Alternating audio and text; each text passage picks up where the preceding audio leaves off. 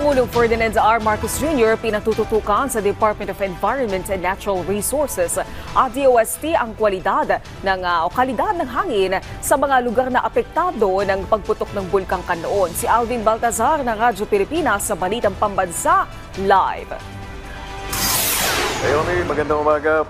Ipinahayag ni Pangulong Ferdinand R. Marcos Jr. na patuloy na nagsasagawa ng monitoring ang dalawang ahensya ng pamahalaan hinggil sa kwalidad ng hangin sa mga area na naabot ng epekto ng pagputok ng Bulkang Kanlaon.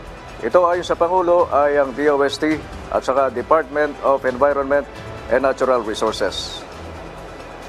Sinabi ng Pangulo na kasabay ng naganap na pagputok ng bulkan ay mahalagang i-monitor ang air quality o kalidad ng hangin dahil magiging barometro din anya ito sa hakbang na magsagawa pa ng paglilikas para sa mga naapektuhang residente.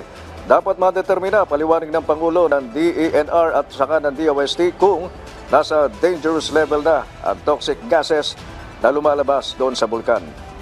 And so now DNR, DOST are continuing to monitor air quality to see if we need to do more in terms of evacuating kung maging dangerous na ang levels ng toxic gases na lumalabas sa bulkan.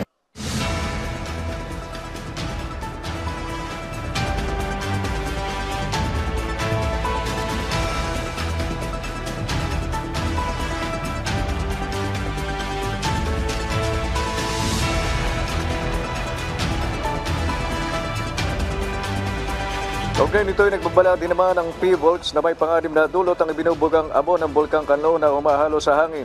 Ipiniliwanag ni P-Volts Director Dr. Teresito Bacolcol na sa kombinasyon ng buhangin na galing sa bulkan, abo, volcanic gas at mga volcanic fragments ay lubhang magdudulot talaga ito ng peligro sa mga apektadong residente lalo na sa mga may hika at may problema sa puso. Kaya ang payo ni Bacolcol, magsuot ng N95 o di kaya ay surgical mask kung walang N95 at kung walang face mask, basang tela bilang alternatibo.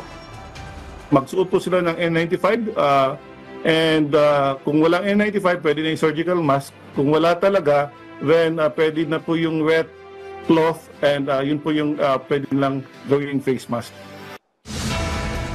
At sa gitna ng bagong kalamidad na kinakaharap ng bansa ay tiniyak naman ng Pangulo na may sapat na resources ang pamahalaan para mabigyan ng kailangan suporta ang mga pamilyang apektado ngayon ng nangyaring pagputok ng Bulkang Kanlaon. Nagsimula na, sabi ng Chief Executive, ang pagpapadala ng food packs at mga kakailanganing gamit para madala sa mga evacuation centers. So, yes, we're ready. We know what to do, and we have already started to send food packs, and we already started to send all of the things that we bring to those who are in evacuation centers. So,